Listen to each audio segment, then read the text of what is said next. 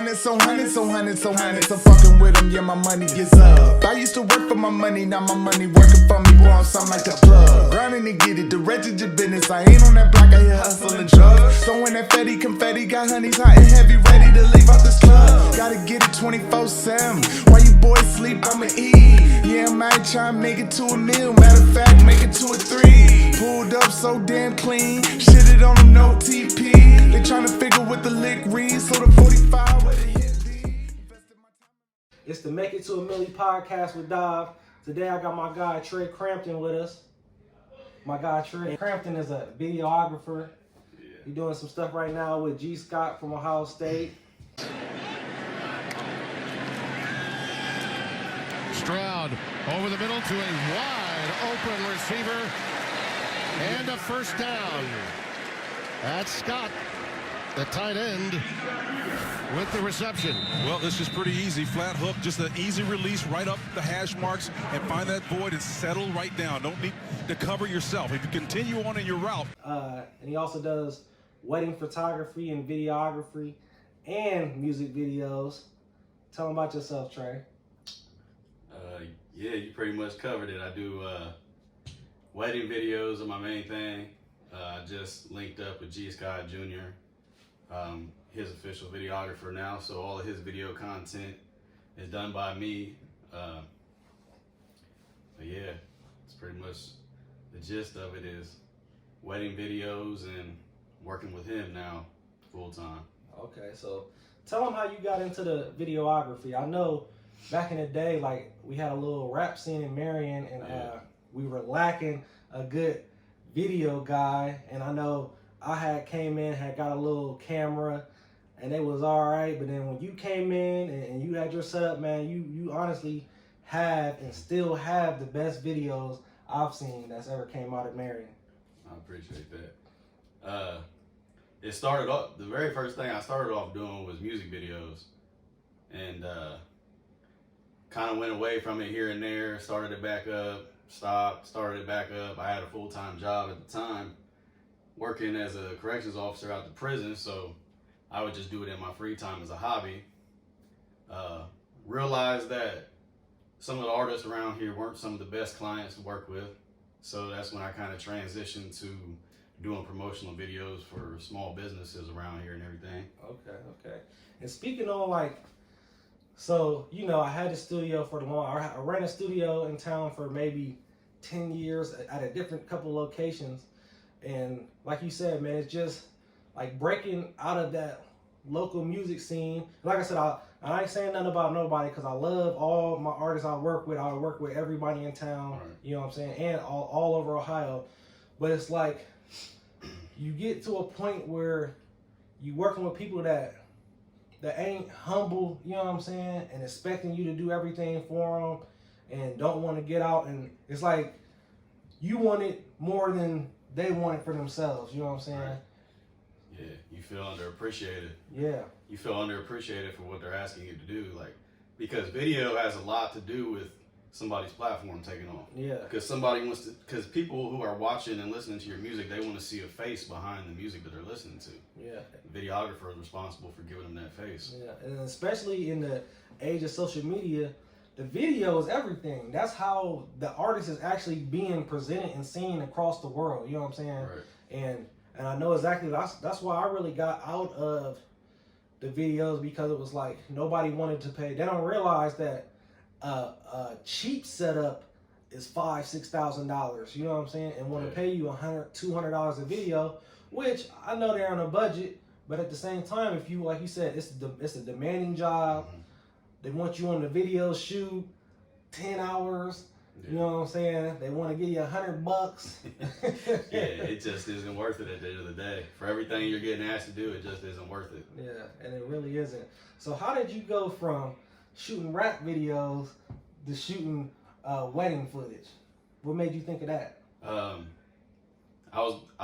went from rap videos to promotional videos for businesses around town. Okay. I did one for you. Yep. He actually did the intro, to Make It to a Millie intro video. Yeah. I was doing promotional videos around town. One of my classmates, Taylor Lindsay, she got a hold of me and she asked me if I would be interested in doing her wedding. After I did that first wedding, it just took off from there. Yeah, and I seen, so like, that's the thing with doing weddings, man. I was looking into it, not the videography part, but like DJing, man. It's so much, like, that's a lucrative business. Yeah. Because people are willing to pay, you know what I'm saying, what you asking. If the quality is there, and which your quality is there, I know you pulling out the drones. You got a whole Steven Spielberg setup just for these weddings. That's a big thing too, is making sure that it's quality work and you're giving them what they're expecting, because if you just try to half-ass it and get through it real quick, that doesn't just not give them what they want. Yeah.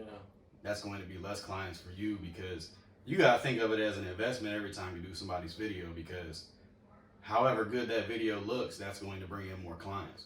If your video looks mediocre, then they're going to find somebody else that can do it better. Yeah. That's just how it is. And that's definitely something I can say about your videos, man. Every time you drop like a little preview, it looks crazy. Like I said, man, it looked like you got $1 million setup at these weddings. So you talked about it. You brought it up a couple minutes ago. Like you were at you were a prison guard. Yeah. So how long were you doing that for? I was out there for 7 years. Jeez, 7 years. So they say when you being a prison guard, it's like you doing the time yourself. Like, what was that experience like? Yeah, it's night and day from doing wedding videos, because I mean, being a corrections officer, you're exposed to every negative thing possible. Everybody's in a bad mood all the time. There's a bunch of violent stuff going on. And then you do wedding videos where it's just one big celebration, everybody's happy. Yeah. So it's night and day. A lot of people don't know though, when I first left the prison, I was still kind of scared, because I mean, just because you quit your job doesn't mean the bills stop coming. Mm-hmm. So I was still kind of scared. I went out to Whirlpool. I was out of Whirlpool for 2 weeks. And when I went out to Whirlpool, I had a pretty solid foundation. And then when I went out there, it got even better. So I was like, okay, I don't need this either. Left Whirlpool. Was still a little iffy about it. Yeah. Got a part-time job at Menards, working 5 o'clock in the morning to 9 o'clock in the morning. Just for a little extra money, just because I was kind of so hesitant on dropping everything that I've ever known. So, but then I eventually dropped that too, and I've been doing just straight wedding videos full time for the past year now. Yeah. See, and that's the thing too. I'm happy you brought that up, because I was literally about to lead to that.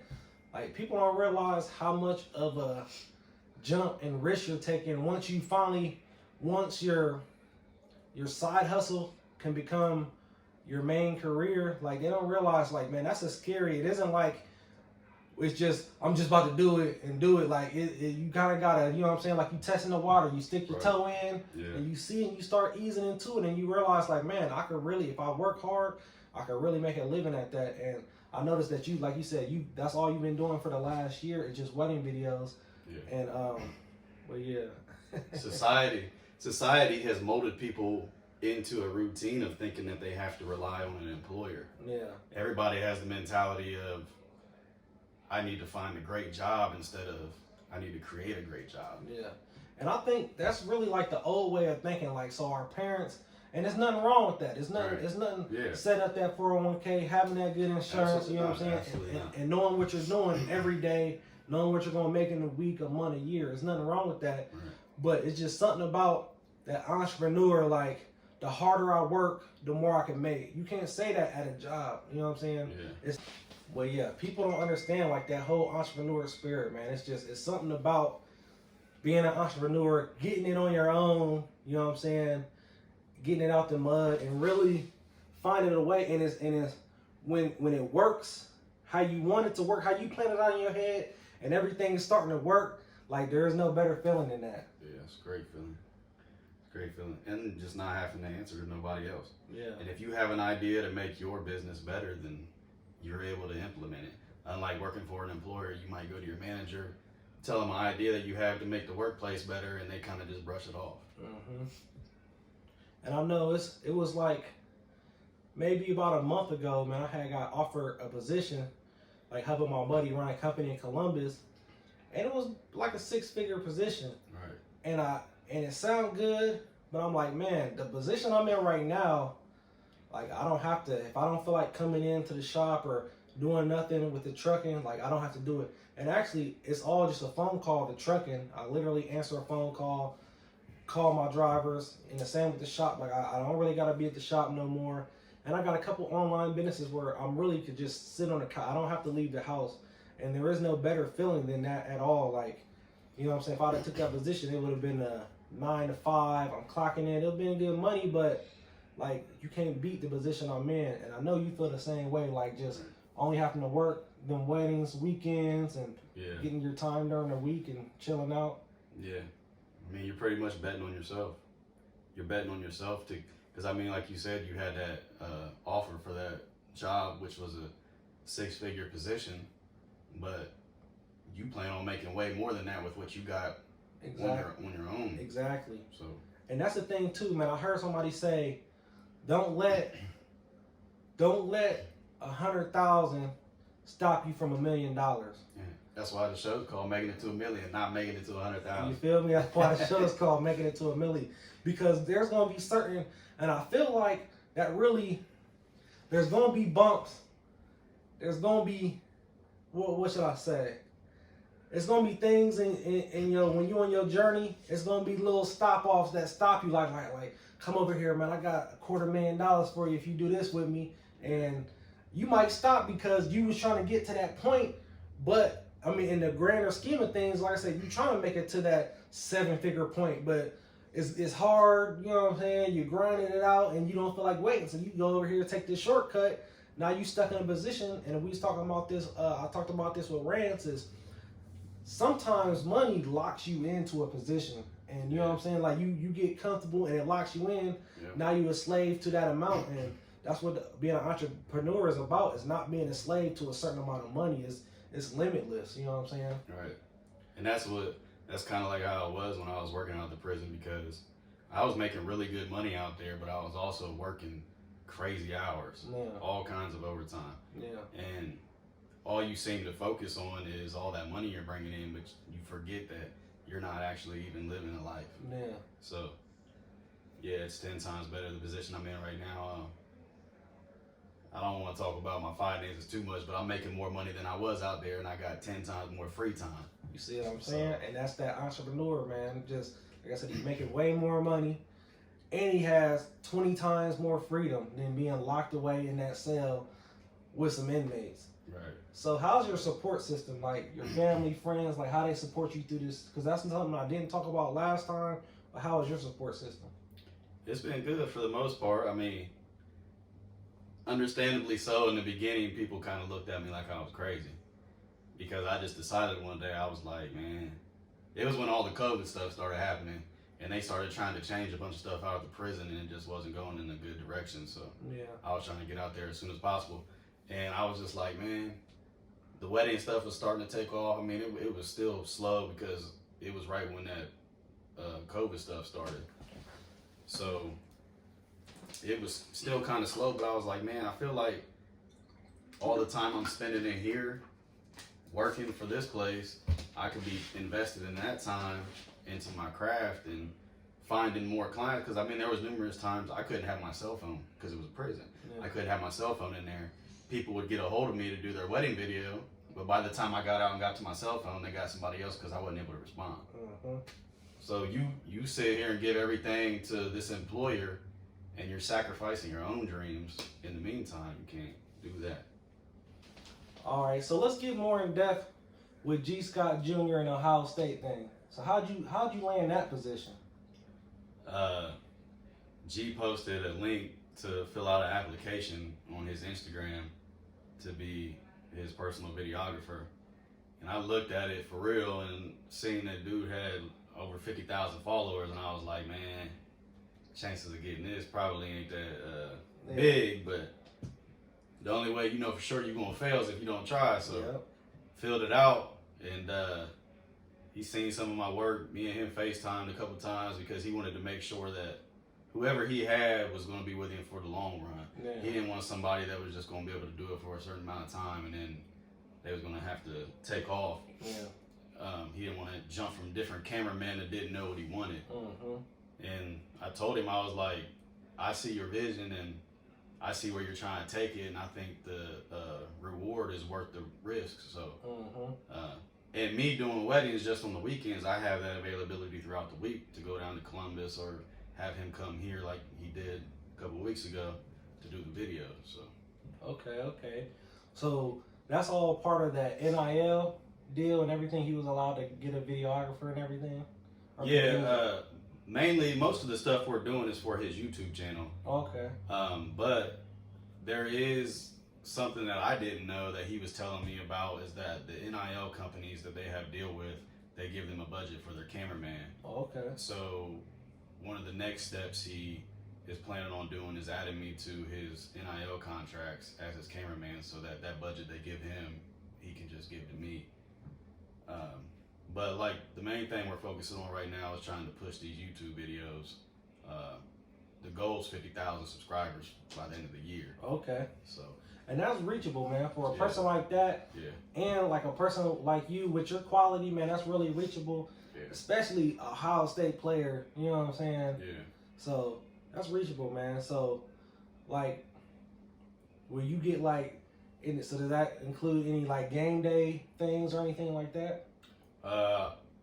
We haven't talked about it yet, because I know he's gonna be so busy when the season comes around. Yeah. So we really haven't talked about like any game day incentives or anything like that. But like being able to have him come to the city where I was born and raised, and go to the school where I graduated from, and have me talk to the kids there. I mean, just that one thing right there alone is worth it to me. Yeah. I mean, whatever extra comes with it will come with it in time. I mean, if we put out quality work and we grind it out, it's going to come. It's just a matter of time. So I'm not really worried about that. I just thought it was a cool opportunity to have something to do. Yeah. And that's something you just was saying, man. Just bring it back to Marion, man, the community, because that's one thing. Like, luckily, I was fortunate enough to go to college outside of Marion, and also travel the United States, like doing music and stuff like that. So I've seen what else is out there. And I think a lot of people get stuck in like just being on social media and seeing stuff on TV and don't realize like everything you see, you can do. Yeah. And you bringing somebody like that to a football camp in Marion, man, that had to be like, I don't know nobody else that's ever done that. You know what I'm saying? Yeah, I had a couple of my friends reach out to me, and they were like, just like congratulating me, saying that they didn't know of anybody doing anything like that. But like the main focus of it was because I know there's been a lot of talent to come out of Marion. Yeah. And sometimes the players don't necessarily go to that level that you know they can go to, because they get caught up in the wrong things. Mm-hmm. And like I was telling G, I mean, it's like either we have those kids go to these parties, and these people who aren't doing things that are so good, that's the only influence they're having. Yep. Or we can take somebody who's a college athlete, been there, done it, knows what it takes to get there, Yep. and have him influence them. Because at least you have a little bit of both. Yeah. Instead of them just having influence from this one person, Yeah. and that's the direction they're going, just because they look up to them, they have nobody else to look up to. Mm-hmm. And I think that's the thing where, like, even me as a youngster, like, I was influenced by them same guys he's talking about, by the street guys. Right. Because, like I said, they the ones that had the clothes, the cars, the money, everything that you thought that you wanted as a kid, you know what I'm saying? And that's the thing where I think everybody gets caught up in that, especially these little kids, because they on YouTube and they on TikTok and Instagram, and they're seeing these guys, and they got Bentleys and Benzes and Lamborghinis and chains. And I think that's what everybody, you know what I'm saying, they look and see that, and that's what they want, but they don't realize, like, that's not real life. And when you get older, you, like, that's not real life. You know what I'm saying? It takes time to obtain the things that you want with hard work and being smart. It's a completely different feeling when you start making legit money. Like you start making good money, and you don't have to worry about going to jail or anything for making it. I mean, it's legit good money, and you don't have to sacrifice anything for it. Yeah. And it's something to be proud of. I mean, you can't go to your grandma and say, I just sold a kilo and bought a new Mercedes. You can't go to your grandma and say that, but you go to your grandma and tell her you just opened up a barber shop and you got all this stuff going on in it. That's something you can actually go to your grandma and be proud of about saying, you know? And I think right now, a lot of people get caught up in, because like I said, you're on the social media and you see a lot of young guys with a lot of expensive, elaborate stuff. And they don't realize, like I said, a lot of this stuff is it happens, but a lot of it, that's the whole part of the scheme. You're only seeing the highlight of these people's lives. You're not actually seeing, you know what I'm saying, what they're doing when that camera's not on. Yeah. And like you said, man, they might be doing a lot of stuff that they're not gonna be proud of later, or they risking their life and don't realize, like, you can get out here and start you a detailing business, start you a flooring business, videographer, barbershop, construction company. You know what I'm saying? I know cats doing everything right now, and like I said, they all living good, providing for their family. You know what I'm saying? Chilling and living how they want to chill, and they don't gotta look over their back at the end of the night and think, you know what I'm saying, worry about the cops, worry about people robbing them. And I think it's good, like, for somebody like us, especially you, to be able to bring an Ohio State football player, you know what I'm saying, to a camp, and so those kids can see, like, man, you know what I'm saying? Because where else would they have seen that at? You know what I'm saying? Like, that just looks like, even though Columbus is 60 minutes away from Marion, that goal still seems so unreachable because nobody's ever done it. You know what I'm saying? Right. So for you to bring somebody down here and them see, like, man, this dude right here, I can do that too. You know what I'm saying? Yeah. That's something. It's bigger than just the act. It starts with a seed. You planted a seed in these kids' head, and now that can grow into something crazy. You know what I'm saying? And that's one of the biggest things that G wanted to push, was the whole point of, because I think a lot of the kids have the assumption in their head that if they didn't go D1, then it was a failure. Yeah.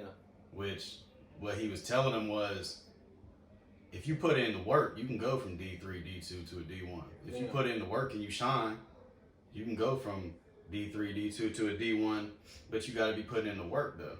I mean, everybody's had a little bit of adversity and a delay in what they were trying to do. You got to go through the process. Yeah. And I think that's a big thing now that I see a lot, because, you know, I cut a lot of these kids' hair. They come to the shop, and I see, like, you do have people in positions that, like you said, that adversity where just their circumstances, you know what I'm saying, their parents, and, you know what I'm saying, the environment they're growing up in. Yeah. But at the same time, too, I see a lot of entitlement in a lot of people, not just the kids, where they just feel somebody owe them something, and they don't really understand the concept of hard work, and it takes time. Like, they see the barbershop of what it is now and don't realize that this barbershop was almost closed down a couple times throughout the 10 years it's been open, you know what I'm saying? And we only had, when I took over the shop from my guy Bobo, I cut by myself for 16, 17 months, got a barber, quit, got another barber, quit, and for about 3 years I only had 2-3 barbers. But since the corona, we didn't grow into I got barbers, cosmetologists, nail techs, got a jeweler that just started a boutique. So I got 10 people employed up here, and just 2 years ago it was just 3. So you know what I'm saying, they don't realize the time it takes, you know what I'm saying, and especially like you said, starting with what you did, a videography business where you went from shooting local rappers to, you know what I'm saying, now you all over the place shooting wedding videos. Yeah.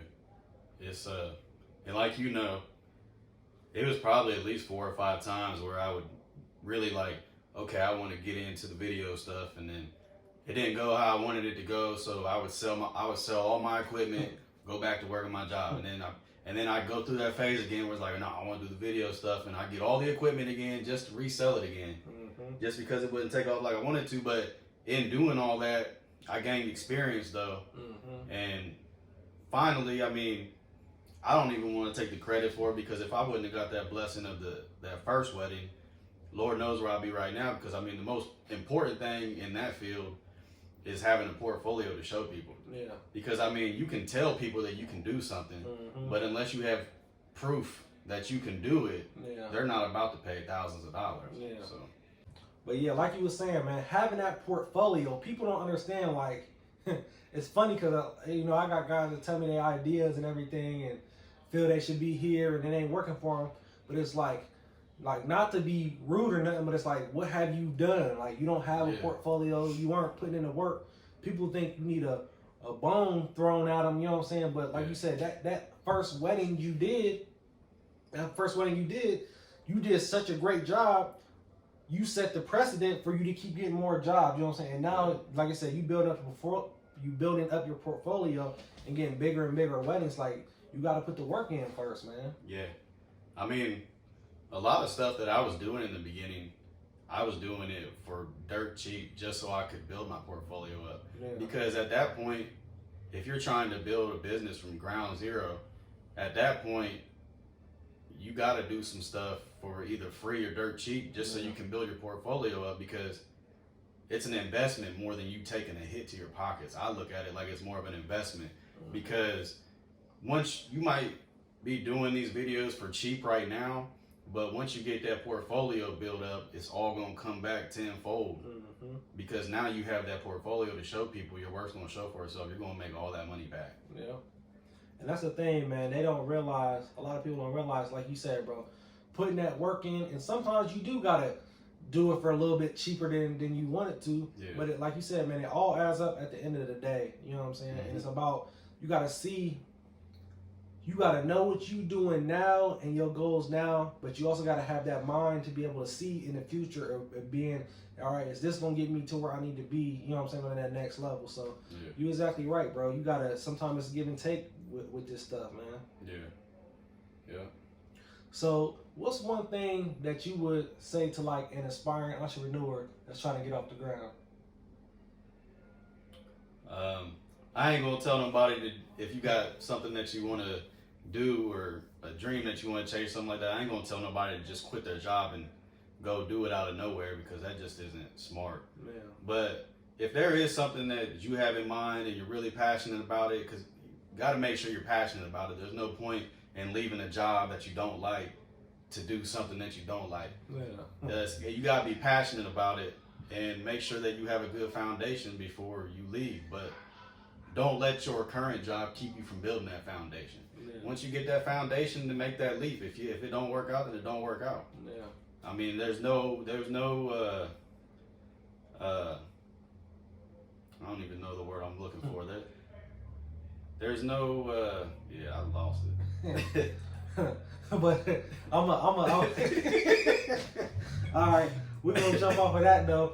But yeah, people think, like you said, man, don't just quit your job and think you're gonna do this and do that. Yeah. Like, let your job be the investor for your side hustle. Right. You know what I'm saying? That's how you're gonna be able to afford that equipment. That's how you're gonna be able to, you know what I'm saying, still pay the bills while you building everything up. If you working at the gas station, take a couple dollars from that gas station check, buy you the camera, buy you the microphone, buy you, you know what I'm saying, your materials, whatever you need, your equipment to get started. And then once you start building up, and how I knew it was time for me to quit what I was doing was my 9 to 5 was getting in the way of my side hustle, which was making music at the time. So when that 9 to 5 started getting in the way and I was making just as much at the job, I knew it was time for me to go. You know what I'm saying? Yeah. So the opportunity really presents itself. Like if you put in the work in, the opportunity presents itself, and you just gonna know it's time, man. Because like you said, you slaving away somebody else's job. And I'm gonna tell you, I worked in Lexington, right? Yeah. And it was 2 owners. Man, I remember when the Porsche Panameras came out. They both had matching Porsche Panameras, and I'm like, and I quit probably like a couple weeks after that when I seen them pull up. Cause I'm like, bro, Yeah. I'm making $13.50, and these dudes just pulled up in some Porsche Panameras. Yeah. I wasn't hating on them. I'm not hating. That really motivated me to see, like, Yeah, man, that's how most people should look at it, as motivation.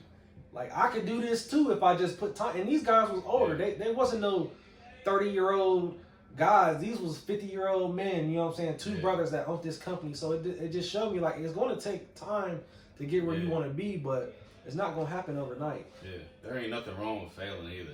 You actually gonna have to fail a lot. I know you failed a lot. Man. I failed Man. a hell of a lot. I failed a lot, more than I care to remember. But through all that failure, though, you gain experience. I mean, at the very least, you get experience from it, and you know what not to do the next time you go at it. Yep. And eventually, you get to a point where you got a really solid way to get at it, and then to make it happen. But there's nothing wrong with failing though. You gotta fail. I feel like. Yep. All right, big dog. Yeah, like he said, man. And there's so much lessons. It was this quote. It says, "Damn, I forgot what the quote said." This quote that said, Yeah. They say you learn more from failure than you'll ever learn from success. Yeah. So that's the thing where I take, because like you said, man, you gotta fail because it's inevitable when you're starting something new. And it's like I said, once you put your hand on that stove and burnt your hand as a kid, you knew not to do that again. You know what I'm saying? It's the same with being an entrepreneur. And when you start getting an influx of money that you've never had, you're gonna blow it at first. Everybody does. You know what I'm saying? I know I've done it. I know he's done it. Yeah. But then when that money starts coming in and it's more normal to you, then you know, okay, this is for this. We're gonna put this here. And you got to leave that money for expansion and to grow when it's time to grow. You know what I'm saying? Yeah, that was one of the big things that I had to realize was the more money that you invest into your business, the more money your business is going to bring you back. Yep. Because I mean, me starting off where I was at with the equipment that I had when I first started doing weddings, I wasn't able to charge as much as I am now because I upgraded all my equipment since then. So my quality is better. If your quality, and that goes for not just video, but everything. Once your quality starts becoming better, then people start paying better. Yep. It's just a ripple effect. Yeah. So sometimes being an entrepreneur, it actually puts you in a spot where you can get complacent and get real comfortable because you're making money you've never made. You got time that you didn't have. Like, what do you do to keep pushing yourself to go harder and to get better? I follow a bunch of other wedding videographers. Okay. And I constantly look at their stuff and critique myself on how well their videos look compared to mine. Yeah. And I only follow a bunch of wedding videographers that I feel are better than me. Yeah. Because then it makes me feel inferior, and when I feel inferior, it makes me want to work better to be where they are. Yeah. And I want to be able to be on that level. So that's one thing that I do is I follow a bunch of wedding videographers that I feel like are better at it than I am. And then that pushes me to want to be on their level. So. See, and that's the one thing with social media, like, because I'm the same way. That's the one thing with social media that helped me get better was because it wasn't like when you get stuck in competing with just local guys, Right. like, you know what I'm saying, in your town or in your state, Yeah. then it limits you because you're not doing the industry standard. You're just doing enough to beat the people that's next to you. Right. You know what I'm saying? You're not really innovating or, you know what I'm saying, being at a standard where you're next level. You know what I'm saying? And that was one thing that I did was I really analyzed these big barbers, you know what I'm saying? And the same with the trucking thing and my online businesses. Like, I really was analyzing these guys, and you can do that because it's not copying. You know what I'm saying? It's not, I think people get caught up in, he's doing this, so I can't do it. Yeah. No, if I seen 10 people in front of me fall off this cliff, why would I keep moving and fall off that cliff? Exactly. You know what I'm saying? Yeah. And it's the same thing in business. Learn off of somebody else's mistake, or you see something they're doing where you can take it to the next level. You know what I'm saying? Take it to the next level. Yeah, I mean, it's just like McDonald's sells fries. So you're saying that Wendy's shouldn't sell fries too? Exactly. Fries work. So You know, why not? Why not? Don't and try to reinvent the wheel. If it's works, Yeah. now you can, you know what I'm saying, throw something extra on Right. it. But you ain't gotta try to reinvent it. Put your man. own spin on it. Put your own spin on it, man. And that's a lot of it. Like when I look at these videographers that I follow, and I like something that they do, it's not that I copy it, but I take like a kind of a whole different idea from that idea. Yeah. Like there are some wedding videographers that I follow, and they'll get like really cool aerial drone shots, and instead of completely copying that, I'll do it, but do it in a different way, or have the couple do a different thing. I wouldn't do it exactly like how he had it, but just to incorporate more stuff. I mean, just like we was talking about with McDonald's and Wendy's, like if a basketball player wants to be the best 3-point shooter in the league, and he's been watching Ray Allen since he was a little kid, more than likely he's going to take some tips from how Ray Allen shoots the ball. Yep. That's the thing, man. Don't be scared to reach. I think a lot of people, they think that, you know what I'm saying, asking, or, you know what I'm saying, like, I reach out to people all the time, young or old, I don't care. Like, if you doing something and I got an interest in it, I'm gonna reach out like, hey man, how you do that? Or hey, is there any way that we can link up and you can show me, you know what I'm saying? But you gotta be able to show like your value in the situation, you know what I'm saying? Sometimes you reach out to people and they might be busy, or they might not think you're gonna take it to the next level, or, you know what I'm saying, you just really trying to be a bug in their ear, you know what I'm saying? But when people see that you're really taking it, you're about the business and you're really grinding hard, like, the people will come to you, you know what I'm saying? And that's what me and you was talking about at B-Dubs the other day. The more, like, people want to do something, if you're able to help somebody put themselves in a position to make more money, then the more lucrative your whole community is, and that's just going to make you more money. It's so hard for people to put their ego to the side because they don't want somebody to do better than them, but they don't realize if that person's doing better, you're going to do better too, because they have more money to spend. So when they come to your shop or they come to get a wedding video done for you, they're able to pay what you're asking.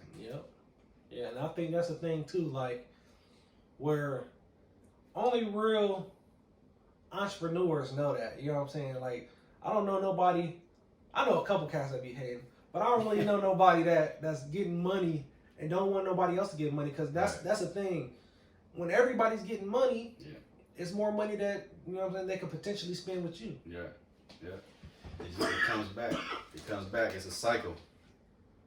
But that's why you can't get emotional when you be an entrepreneur. That's why you can't get emotional. You can't get your emotions get in the way of you making a good business decision. And I think you were saying something like that in one of your videos the other day, where, like, don't let your ego or your pride get in the way of making a good business decision. Because it's been, like I said, like, I just feel that ego puts you in a box. It might feel big and you might be able to puff out your chest, but you don't even see you puffing out your chest in a little tiny box, you know what I'm saying? And once you escape that ego and you can go out and ask questions, and, you know what I'm saying, and just talk to anybody, you know what I'm saying? Because nobody wants to talk to an arrogant, you know what I'm saying, dickhead, you know what I'm saying? Like, you probably lose a lot of business. People will lose a lot of business from being like that, you know what I'm saying? People want to work with somebody that they can talk to, that they know they can approach and bring new ideas, you know what I'm saying? They're not going to just throw their ideas out, you know what I'm saying? They want somebody that, you know what I'm saying, that can see the bigger picture of things. That networking is super underrated. Because you could meet one person doing a project and somebody they know could be there, and he could have connects to so many other people that are where you're trying to get. So networking is super important too. So you constantly want to make sure that whatever you're doing, you're meeting new people, you're interacting with new people, and you're learning from people. You're not too prideful to learn from people. Because if you think you know everything already, then there's no way for you to learn. There's nothing else to learn if you think you know everything.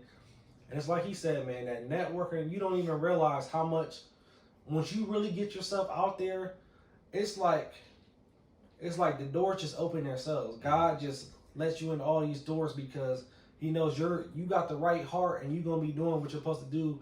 And also, he see that you bringing other people up in the process, and that's what it's about too. Is not just making it to the top and you there by yourself. Who wants to do that? You know what I'm saying? When you can bring your homies up, bring your friends up. Absolutely. It's little homies in the process that see you, and, you know what I'm saying, you can help them get to that next level. And like, I run advertisements on Facebook and stuff like that for my weddings, but I say 90% of the clients that I get for my wedding videos, I get them by word of mouth. Because the more people I do videos for, that's more people I have out here telling other people, hey, he did my video and it was good. So I do run ads on Instagram and Facebook and all that, but like 90% of my clients I get through word of mouth, just knowing people. And that's the thing, bro. Your quality of work is such at a level, you know what I'm saying? Like, it speaks for itself. When you got that good stuff, it speaks for itself. People gonna come. If you take pride in what you do, and I mean take pride in, like, you enjoy what you do and you really get pleasure in doing it the right way, then the rest will come. You don't have to worry about nothing else. Okay. So as we wrapping this interview up, what's one thing that you gonna leave the people with? That one thing you gonna leave the people with? Whatever you want to do in life, make sure that you do it. You don't want to be on your deathbed at whatever age, sitting there thinking, man, what would have happened if I would have did that? Because to me, that's the worst feeling that I could imagine, is sitting there. Regret. Yeah, regret. Sitting there wondering if you could have made something or been somebody that you never got the chance to be. So if you got a dream or you got something that you want to pursue, like I said, make sure you build a foundation, make sure you build a portfolio, network, and then leave that job if you want to leave that job. Or create an environment where you can hire people to work for you. That's all I got for real. Yep, and like I said, everything he's saying, man, this guy is golden. My guy Trey Crampton, aka Trey Slade Productions. Yeah. And that's Make It to a Millie with Dive. Hundreds on hundreds on hundreds on hundreds. I'm fucking with them, yeah, my money gets up. I used to work for my money, now my money working for me. Boy, I'm something like a plug. Grinding to get it, the rest is your business. I ain't on that block, I here hustling drugs. Throwing that fatty confetti, got honeys hot and heavy, ready to leave out this club. Gotta get it 24/7. While you boys sleep, I'ma eat. Yeah, I might try and make it to a meal. Matter of fact, make it to a 3. Pulled up so damn clean, shitted on them, no TP. They tryna figure what the lick read.